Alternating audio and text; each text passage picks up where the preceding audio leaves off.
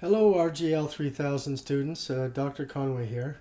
I wanted to get back to you because I know we had to cancel classes last week. And next week is your exam week, so we won't be having any classes then as well. Remember that the RGL3000 exam is to be held August 6th and 7th, which means that the exam instructions will be released at 12 a.m. on the 6th, and all responses to the exam must be put into the correct submission folder by August 7th, okay? So don't forget how that's going to play out, all right? Now, there was a request that I reduce the exam from 2 questions to 1 question, and given the amount of work that you've had to do with the 2 term papers and me being away the last week of the class, I've decided to grant the request, and there will be 1 exam topic, okay?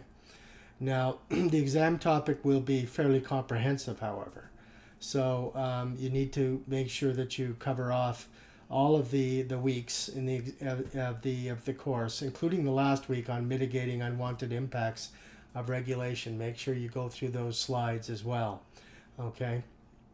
And because the question will be quite broad, and your answer will be based on your knowledge and your understanding and the use of the concepts that you've learned in the course, and the lessons that you've learned about regulation will be broadly applicable, okay? So basically what's going to happen is the exam will set up a position for you.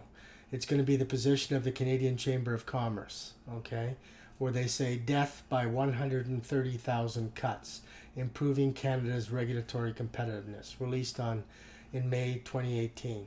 All right. I'm going to cite the passage for you here. This is from the position paper of the Canadian Chamber of Commerce. Quote, federal regulators are guided by standards, policy, and best practices set out by the Treasury Board Secretariat. We learned that, right? As a central agency, TBS is responsible for regulatory policy and oversight, advancing and promoting regulatory cooperation, and supporting regulatory approvals by Cabinet, including the Treasury Board Cabinet Committee. That we all learned. We covered that off. Policy requirements are set out in the Cabinet Directive on Regulatory Management, which directs federal departments and agencies to apply good regulatory practices for all stages of the regulatory life cycle, including the planning, development, implementation, evaluation, and review of regulations. Continuation. When introducing or amending a regulation, regulators must assess the impacts of their regulatory proposals based on a number of factors. These include impacts on health, safety, and security, the environment, as well as costs or savings to governments, businesses, and Canadians. This cost-benefit analysis is a central feature of regulatory processes. Cost-benefit calculations are summarized in a regulatory impact analysis statement. The RIAS will also describe the issues that a regulation is intended to address and why government intervention is required. A common regulatory problem faced by stakeholders is the inconsistent application of these rules and processes, including the development of cost-benefit analyses. So this is the core position of the Canadian Chamber of Commerce, as they argue that regulation has been a negative for Canada's competitiveness, and they carry on. In some cases, regulators sidestep processes such as a RIAS by using other regulatory tools like guidance documents, which are not subject to the same processes as regulations themselves. Remember what I told you about while guidance documents and standards are not law, they can be referenced in regulations. Okay? Now, they continue. In 2017, TBS initiated consultations with business and other stakeholders as part of a review of the Cabinet Directive on Regulatory Management. It reported that a majority of stakeholders indicated that departments and agencies do not always undertake a thorough cost-benefit analysis, and that the approach to this analysis is not consistent. In many cases, businesses are not seeking different regulatory processes.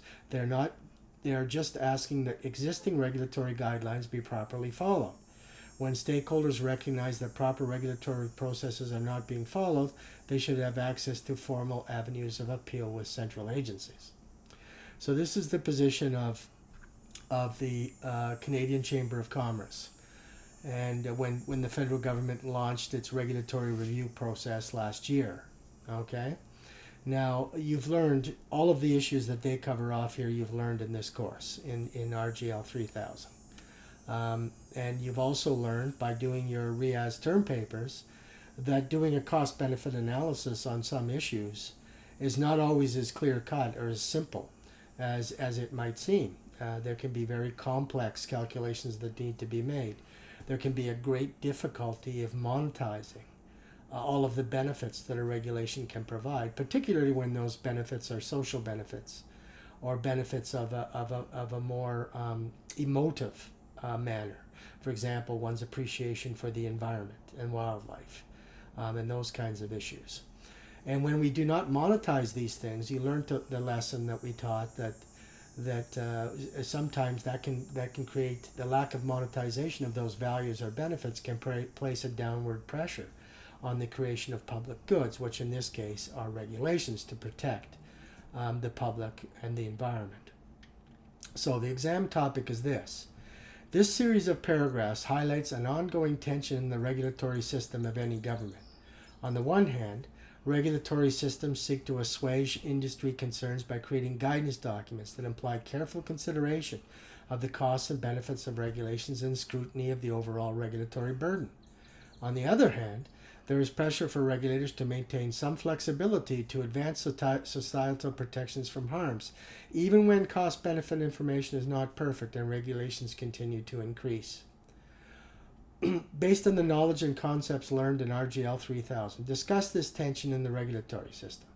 Why do both sides have a point? Can there be a final resolution to this tension, or is this simply a reality of regulation that will always be with us? Explain. Okay? Now your answer should be maximum of 2,000 words or less. Okay? So that's basically 4 pages or less. Arial font, 12 point, 1.2 line spacing. References in the style of your choosing can exceed that maximum word limit. Now, under this case, you've only got 2 days to answer this, all right? So you need to pull together your thinking. What did you learn from the lessons in the course, and what did you learn about the complexity of trying to think through cost-benefit analysis in areas where the benefits may not be so easily valued? The costs are readily valued because they typically have a monetary value already in the marketplace. And some of the benefits can be monetized because they may also have a monetary value in the marketplace. But if we only take those two things, we're in many cases, we would not be considering all the benefits that are relevant. And therefore, the costs may exceed the benefits if we're only dealing with those items that are monetized.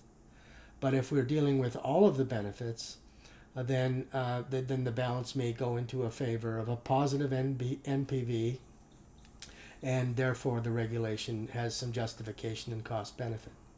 We also have to think about issues of the precautionary principle, right? Don't forget the precautionary principle. We covered that off in our courses as well.